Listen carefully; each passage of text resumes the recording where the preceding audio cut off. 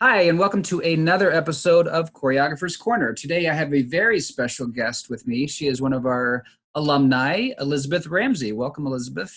Thank you so much. You graduated in what, 2012? 2012, yes. 12. She was a TSA graduate. She was with us for quite a few years, but give us just a little background on you. Tell us about your time with the Toledo Ballet, and then give us a little bit of what you've been doing since, because you are actually one of the few and the proud who have become a working dancer. So listen to Absolutely. your journeys. So, yeah, I started with the Toledo Ballet. Gosh, what year was it? I think I was in sixth grade. So that would have been 2005, 2006. You did math And that, much faster than I could have. well, I was in sixth grade in 2006.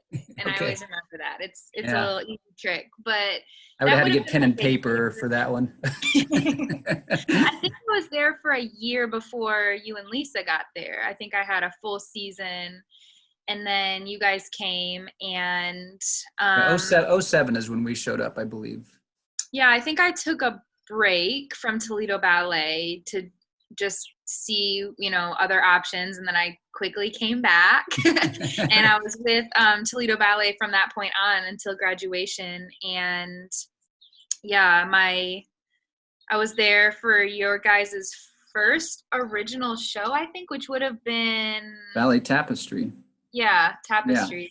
I Yeah. remember the sewing with the big Oh, that needle. you were one of those. That's how young you were. Yep.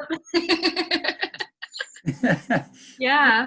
You're always one of my don't give up on them stories, because I remember you when you were young. It's like you were kind of rambunctious, and I remember like telling you to be quiet in the back corner and stuff. And then it's like one of the more serious ones as you got older and older and older. So you're a Well, it's because, reminder not to give up. rehearsal was social hour for me for Yeah, yeah, I get it. It kind of was for me too. Still is. So, yeah. yeah, I think the kids rein me more in now. I'm getting to that age where it's like, Michael, stay focused. Oh, We yeah, have yeah, a yeah. ballet to We're doing a finish. show. That's right. So I get it. I get it. But tell us, since you've left us, though, you went to Wright State and studied. Yep, We were a I dance major studied there, dance right? And then at and Wright then now you're in State. DCDC. You're in Dayton Contemporary Dance Company. So tell us a little bit about that journey. Yeah, I joined Second Company my second year at Wright State. So I got to do that for 3 years, and it provided so much supplemental training that I really accredit my time in Second Company to getting a job right out of college. Like I recognize that that's kind of an anomaly, and I feel Hmm. very grateful that I was also intelligent enough to make that smart decision, because you're auditioning for colleges, and I got a lot of no's. My no's were actually what was directing my path more so Yeah. than this is what I want to do and I'm directing my own path. So Well, I always tell dancers that really, whether you're a great dancer, a really good dancer, whatever, it kind of comes down to persistence. It who can stick it out. Who can just keep trudging until they get something, and yeah, absolutely. yeah. So my first audition for Second Company, it was a no. And then I auditioned. Well, I didn't audition. I just went in for class, and I was like, I really want this. And so she invited me to stay. And then when I graduated, my first audition for First Company, I got an apprenticeship position. And during that summer, I remember there was an open call. They needed another female because they had lost another company artist later than they thought.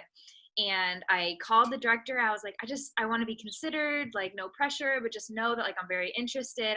I plan on returning as an apprenticeship to fill that position, but just I want to be in your ear and stuff. And they got back to me and they were like, thank you, but like we really think that the apprenticeship is what you need. And I was like, okay, fine, like see you in August. And then I go in for my first day of work, and we take class, and we're all sweaty and stuff. And my boss is like, I need to see you in the costume room. And I'm like, oh my God, I'm in trouble already. What did I do? And It's just a class. she offered me a contract right there on the spot. She Oh, said, wow. sometimes like things just slip through the cracks, and we saw a lot of beautiful dancers, but we just kept thinking, we have a beautiful dancer here, and we want to give her this opportunity. So That's I awesome. think Yeah. of that, because I was offered the apprenticeship and then like last second I got the real job, I think that I struggled with my confidence that first year a lot, just feeling like I don't belong as much as the other company members because they were just given their contracts. And I think that it took me a while to kind of rise above that. I mean, I was dancing with like 30-year-olds and a 50-year-old. Like I was dancing with older, mature dancers, and I was like a baby, you know? So I was like, how can I fit into this group and bring the same amount of experience to the stage? And so that was hard. Speaking Definitely. as a former dancer, 52-year-old, here in May 4th, I'll be 52. So I think you could dance circles around me right now. So I don't think I would worry about the 50-year-olds. Just dance over the top of them. Yeah. But I want to talk a little bit about Museum of Dreams. We've been doing this kind of journey from 2007 until just recently. We just finished Carmina Burana a few weeks ago. And obviously our season is like everybody else's, put on pause right now. And so we're just kind of reminiscing about the shows. Museum of Dreams, though, I picked you for this one because you had a piece that I would say was probably your biggest solo that I had given you, I think. And it was all about Museum of Dreams, just so people know, was really art. It was based off of artwork at Toledo Museum of Art.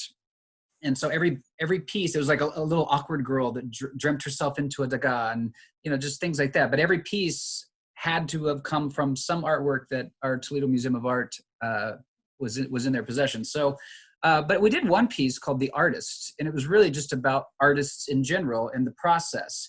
And what I thought was kind of interesting to ask you with this is because, well, we'll talk about that later, but let me ask you first. This was very much based on my process. It was very much because that's, you know, obviously that's what I'm going to create from, because that's what's personal to me. That's what I have the most familiarity with. But I'm curious because you have done choreography yourself since you have left our walls. And I'm curious what your artist dance would be and how it would be similar, how it would be different than the one you danced with me. Mhm. Yeah, that's a good question. I think I remember at some point, like when we revisited this solo, um, which we won't also get into that now, but that was a cool experience. But I remember us revisiting It's it, and question number 5, just so you know. So. I just remember a comment that you had made of like, wow, like I was in a really different place when I made this. And the solo itself feels heavy. It feels very heavy. So I think to answer your question, if it were going to reflect me, what that would look like for me, I think that it would honestly depend on the day. I think that as an artist, we do this all the time. Right. And, you know, now I'm locked up in my house, so I've been feeling those bottoms a little bit more. Right. So maybe it would feel that like I'm hungry to move and I'm like trapped in this box right now. I don't have room to stretch my body like I wish that I could in the dance studios. So I think that maybe you would see some of that like in the choreography. Like I want to get out and I'm stuck in this house and I feel very trapped. But had you asked me that question a month ago, you know, I probably would have had a very different answer.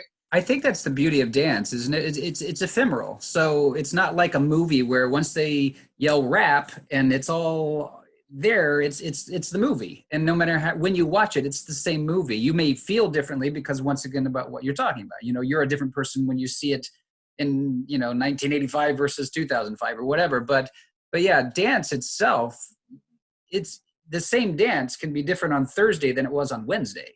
Because Right. of the audience, because of the way you feel, because of, you know, it's a constant living art. And so I think that's very insightful, which is one of the things I always loved about my relationship with Ramsey. It's insightful. So let's see, what else do we have here? I'm just going through my questions that I wanted to ask you. The museum, like I mentioned, the museum was the motivation for this whole show. And so we literally brought artworks to life. And I'm sure if I know me, I was probably trying to cram art history down your guys' throats when we created it.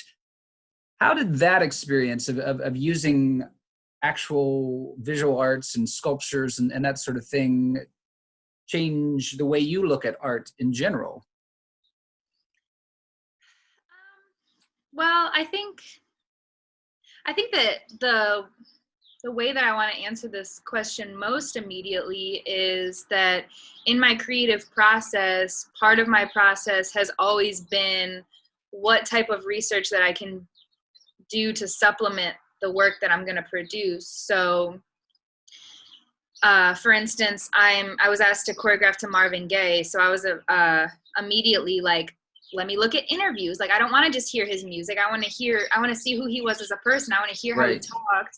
I want to know more about his life. And I think that digging into a process like that allows you to fully embody the work. So, I mean, my last experience with you was, what were we saying? If These Walls Could Dance. And so I think that I have a more vivid memory of that process. And I remember going into college and being like, oh, I know about Anna Pavlova. I know about these people because I did this work, in my own special space at the Toledo Ballet. And not only did I do that work to learn about it, but then there's something like very visceral about taking the information that you learn and then like moving with your body. It sticks with you in a different way. You know what I mean? It's kind of the only way I learn, to be honest. I visual, I need auditory, and then I need it to be kinesthetic, because if I can get up and move something, I never forget it.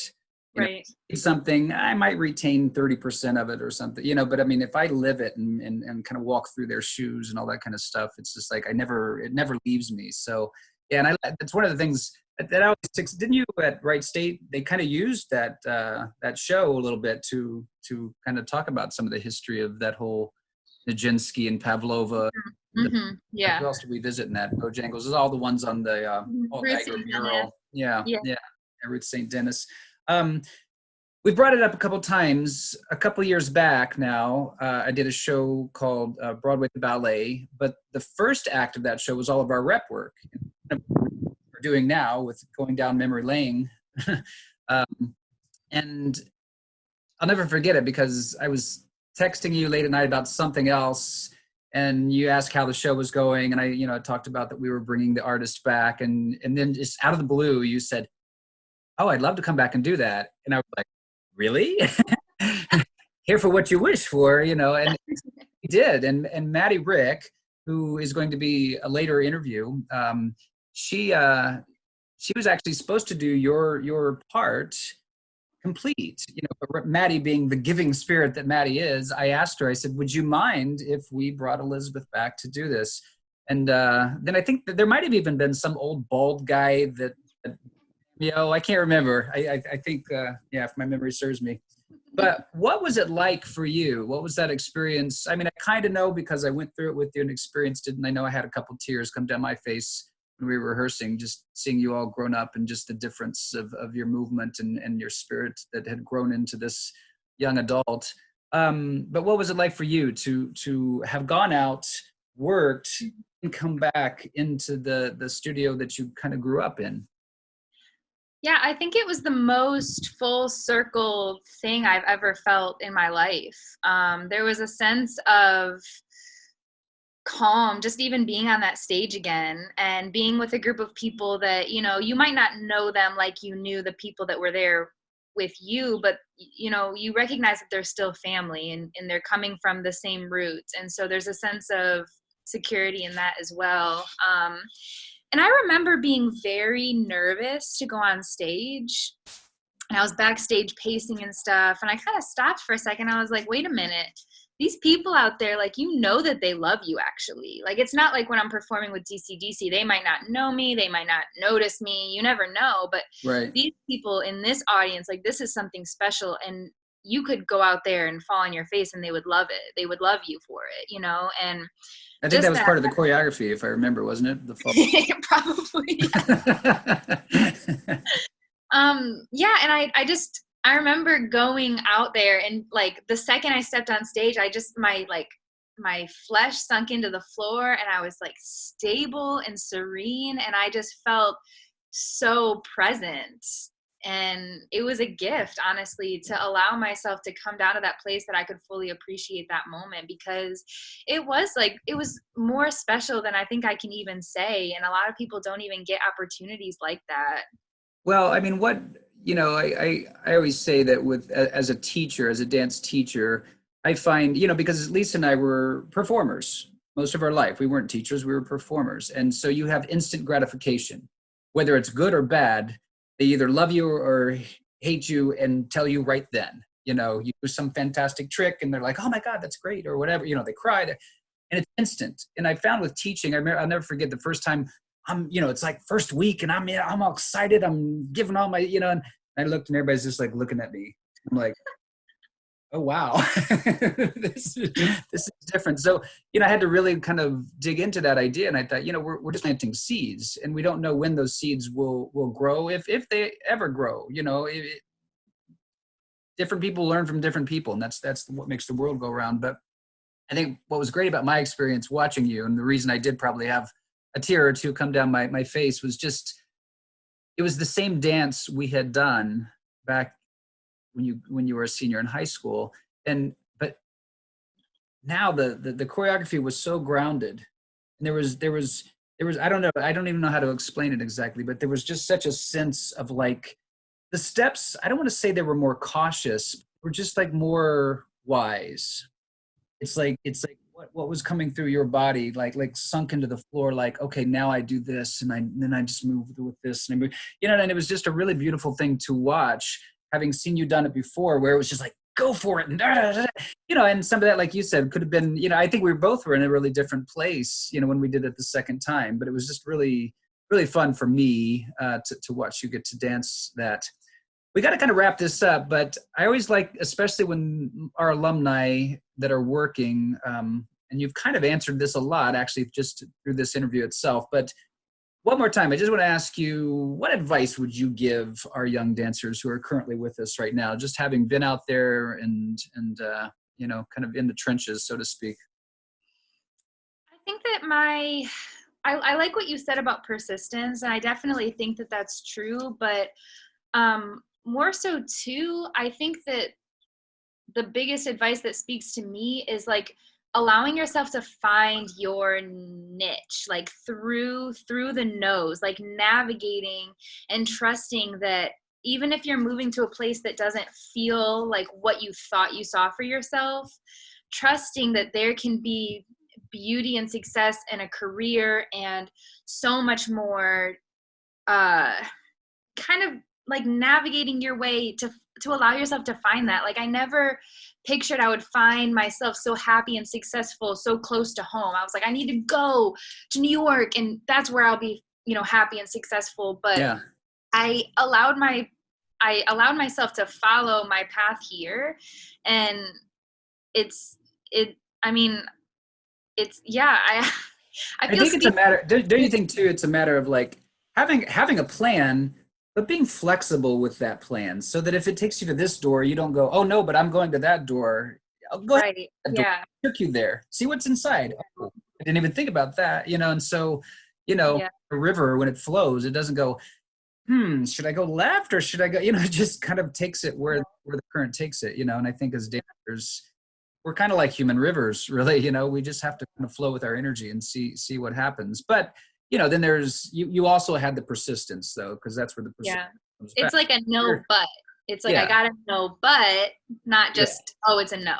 And you can't just be sitting there binging like Netflix and going, I don't know where life's going to take me. It's like nowhere. You got to get there and get in there, and see. Absolutely. So, well, Elizabeth, I always enjoy talking to you. This has been a lot of fun, and I appreciate you doing this for us. And I wish you all the best, and I hope your guys' company, our company, gets back on its feet soon, and we can get back out there with the public and do what we do. But for now, we're doing what we do in just different ways, and it's the creative mind moving that way. And so I'm sure there'll be a lot of creations from the old, COVID-19, the contemporary. Oh, definitely. So, but anyway, thanks a lot. And thank everybody out there for joining us. And we will see you next time on the Choreographer's Corner. Take care. Thank you.